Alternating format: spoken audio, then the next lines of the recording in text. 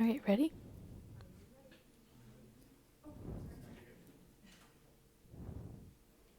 Hello, everyone. I'm Clint Soloman. I'm an interpreter. My presentation today about freelance interpreting. I will be discussing that today.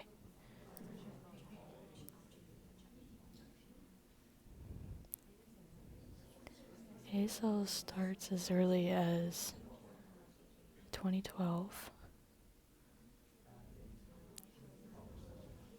at a college center.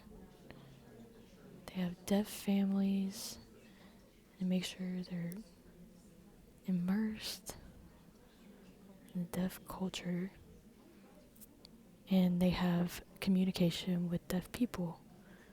And they were interested in awe,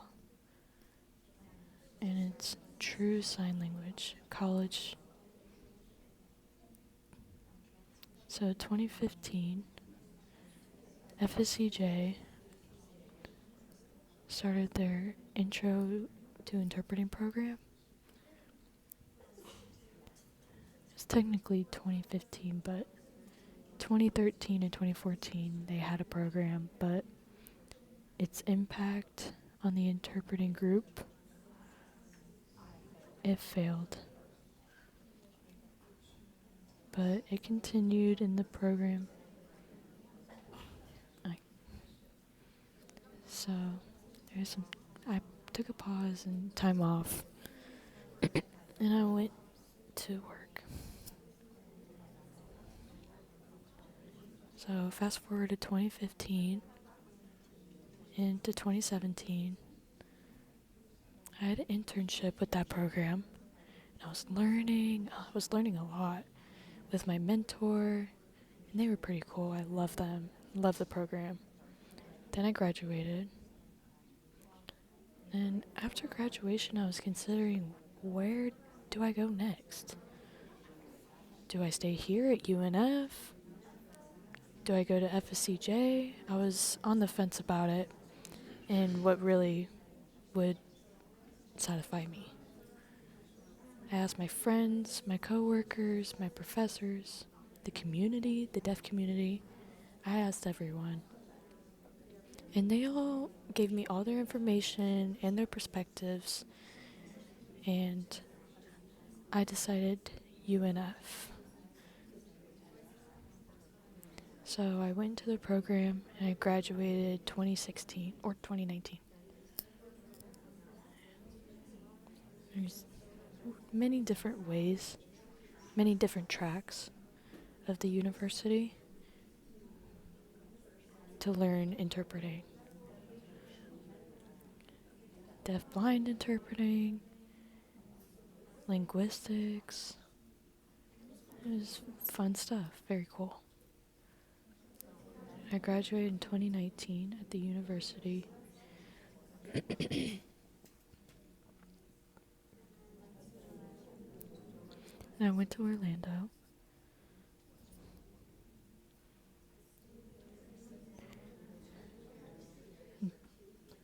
For 2 years, I was at their program at the University of Central Florida, and I graduated and moved here in Jax. But I was really invested with FSDB, and that's why I moved back to Jacksonville.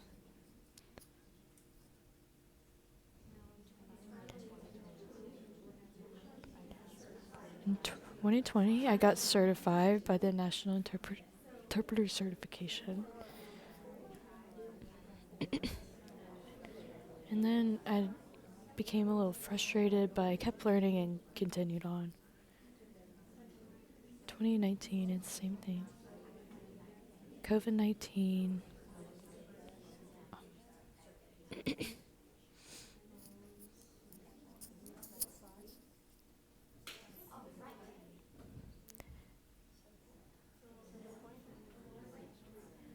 So the point of all this travel was so that I can identify my work and how flexible. It's not really set up to show up where it's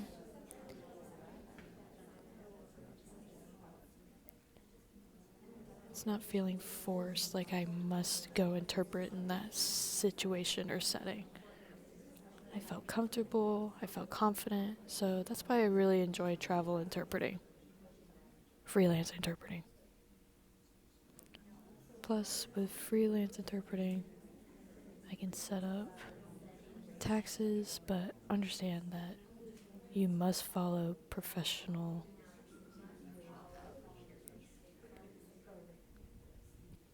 But it really depends on where you live.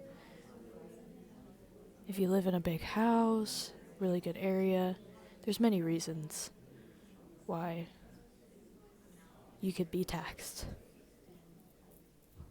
Plus, also, the CPC, they also set up basic rules for you to keep in mind and remember to follow. One negative I've noticed, you have to deduct your own taxes. It's not really, oh, I go to work in my profession, plus you need to remember that. Missed a little bit there. With freelance interpreting agencies, in order to join, you must be comfortable with, for me, I'm a full-time interpreter, so I work with many different agencies, and I could pick up a lot of jobs.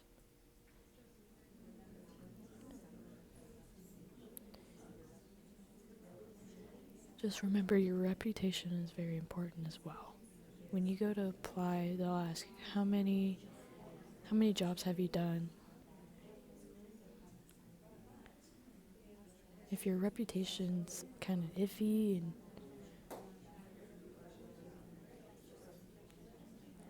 they'll think of you differently, just keep that in mind. You need to remember with agencies, negotiation is about working together, but with taxes, you must be able to accept them. You can negotiate, plus have special cause.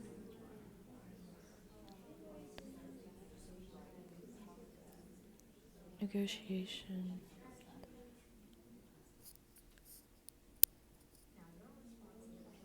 Your responsibility.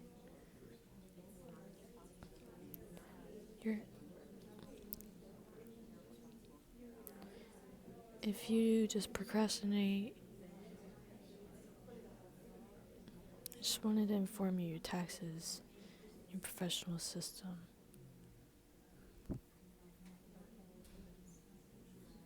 You have 30 days.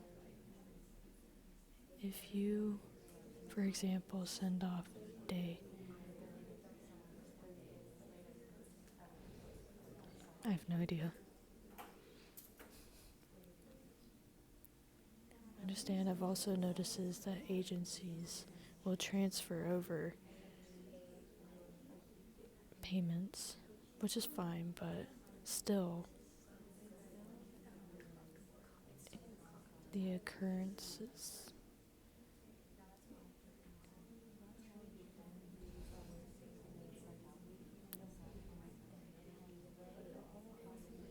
You will mess up your.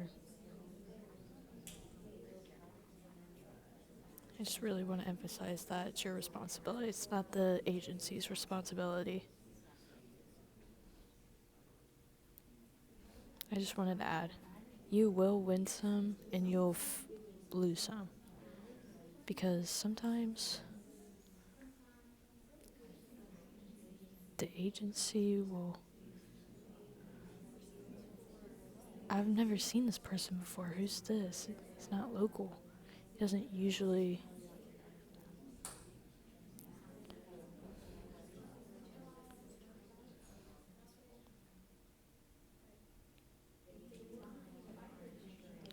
Get their information from the RAD. Text right off. And add interpreters from other agencies. Try and search, oh, do you have a job? Covered. That.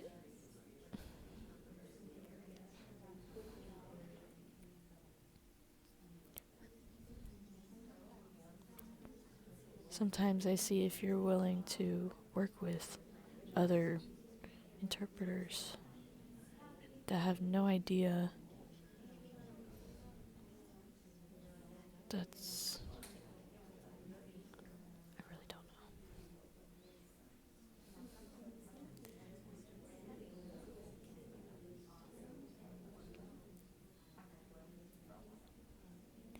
know. Other agencies will look, I have comments closed. Procrastinate some of their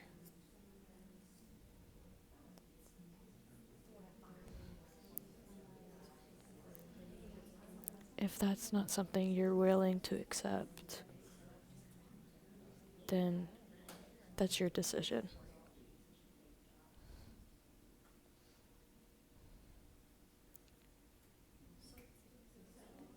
So if an assignment shows up, you have to understand. This is my perspective. You may not think the same, but I feel like you must have these 5. The client's name, the date and time, where, who the person is, and the job number. That will help me figure out which job I'm going to do, what agency is like. The agency kind of covers but I'll expand later. Like, it helps me process information.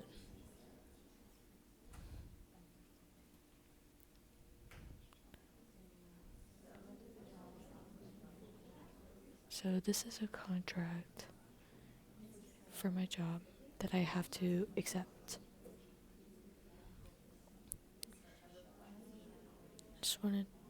This is to show a hospital, there's many names and many jobs. The hospital in Jacksonville has a few you're probably familiar with here. First name, last name, job number, date and time, where. Also has the point of contact.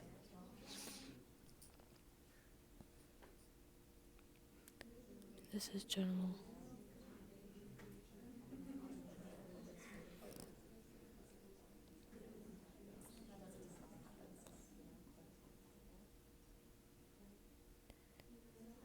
This tends to be very basic general information. Just what you see on the base. Now I want to emphasize, it's not really all jobs are the same,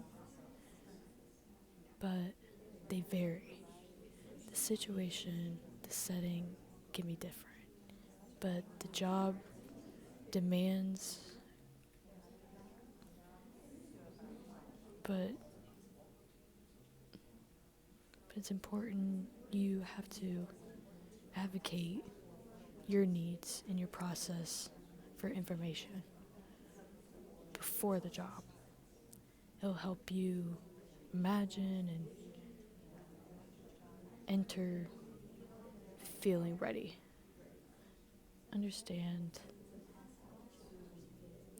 you can't get everything, but you have to try and ask, hey, do you have any information about that job for any materials? It's your responsibility, okay? If you have an appointment that's really far, you have to ask and inform them about the driving. If they reject, then you can reject the job. It's your choice.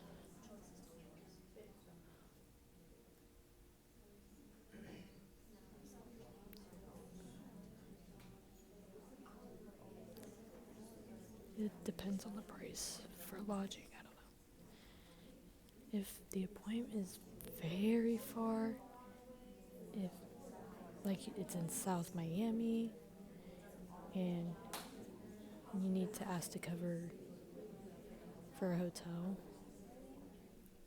and the same thing for the meeting as well.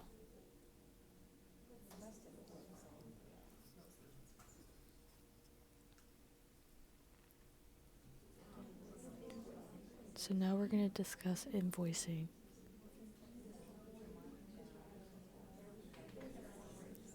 It's important to write down the name, place, building name, hospital name, school name. Really depends. It's important to add the time of the day as well, the time slot and the date of the appointment. If you pay,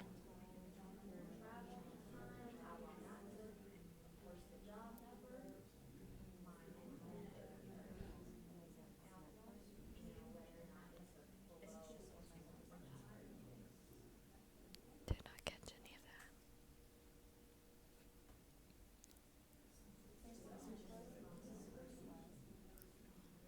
So this is what my invoice looks like.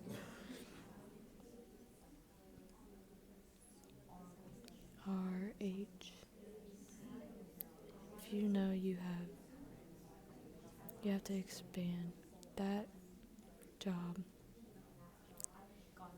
I've gone to many times in the past. So they don't need my full name, they just get a summarized version. And again, I wanted to add the day, the time. They have a schedule appointment. Another time, and it'll show 5 hours.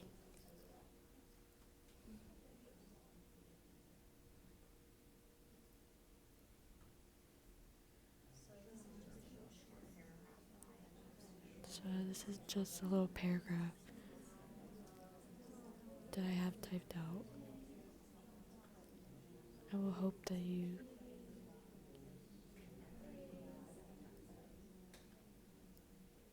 it's really simple, it's not very long.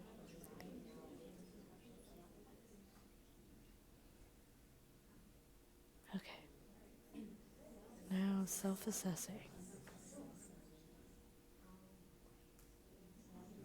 Now you'll have to work outside of the community with deaf people alone. You must be alone to self-analyze. You must. I want to emphasize you will be working alone a lot. You will accept jobs alone, without a team, in a medical appointment, schoolwork, college, many different places. You will be working where it's best to be alone and you could self-analyze. And that's what best fits the job and the setting. You have to know you can Stay confidential. If you have that gut feeling, you'll know. If you're on the fence and you're like, I don't know if I should interpret, that's that gut feeling, meaning it just doesn't match.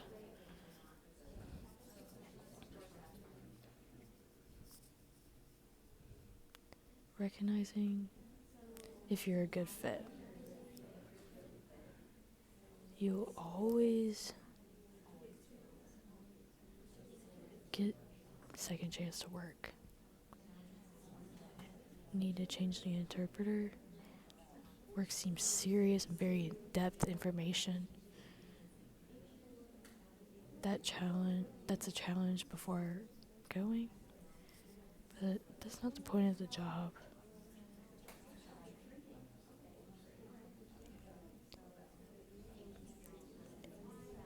So if the agency were to send me to a simple job training restaurant,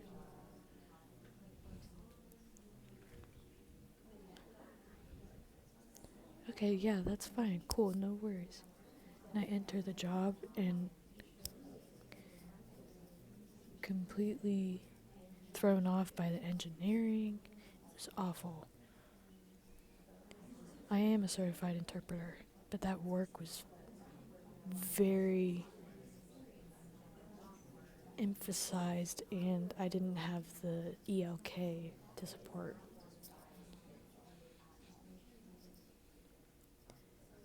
So that interpreter replacement was not certified, was not good, and the self and assessing. And when the interpreter replacement took over, he's interpreting. I still have a gut feeling that something's not feeling right. And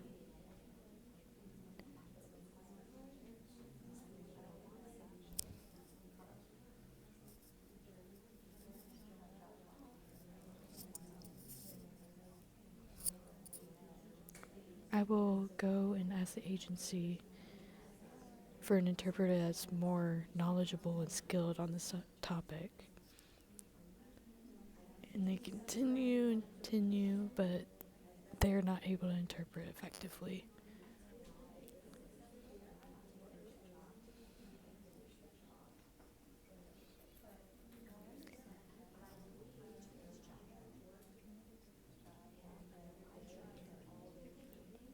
I decided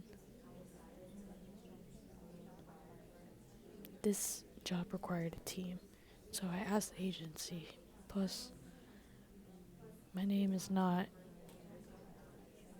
a match for this job, so I asked for another interpreter, please. They rejected, but I had already accepted the job. And that training was one more day, and they decided.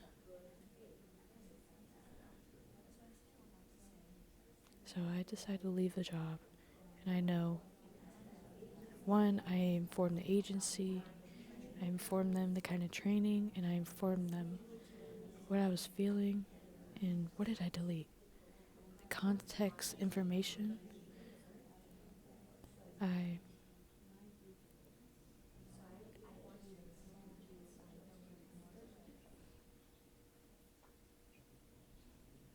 again, related to the self-assessing. Hearing people for a very long time have been interpreters. Sometimes you will enter a job and start conversating with the client, and you'll notice while conversating and interpreting, there's a lot of explaining, a lot of expanding. And sometimes that's normal, sometimes it's included with the job. But other times, not really common to expand and really explain everything. But that's just an example of a gut feeling. Another reason would be that the client is foreign and it's not their first language.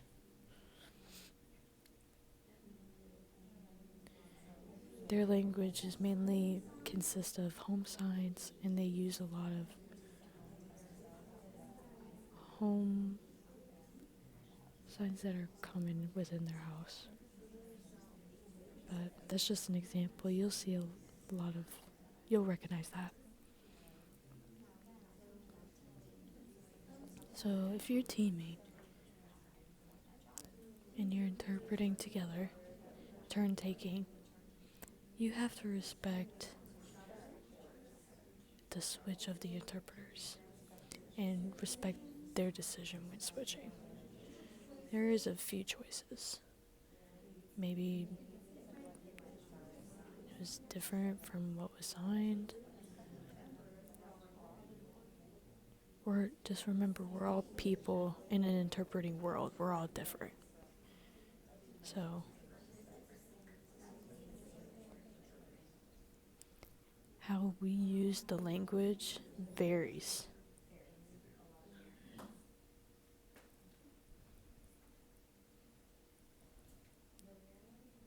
So, the reality of an ASL interpreting is that you can work part-time or full-time.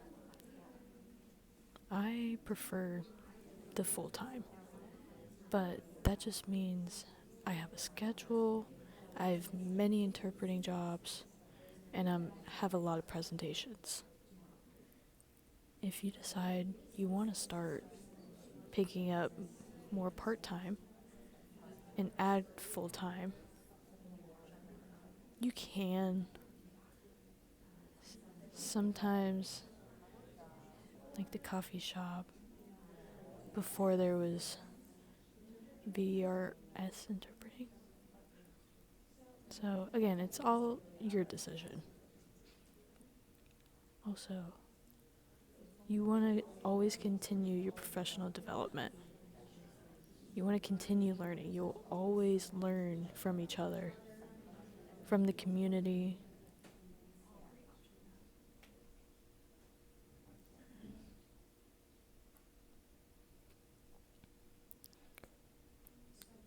I will always, doesn't matter, I'm always thinking about the CPC while I'm working. Thinking about my clients and what they're thinking. And sometimes it's possible if I can work with a team. I'm trying to respect them. Again,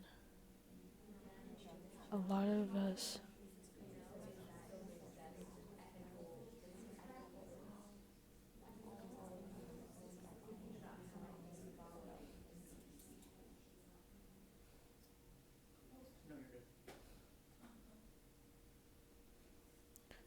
so for me, freelance life is just freedom. I can have as much freedom, flexibility as I want in my life.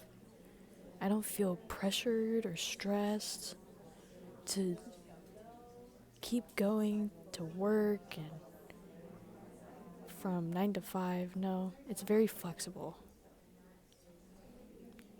So, if you enjoy interpreting, and thank you guys so much.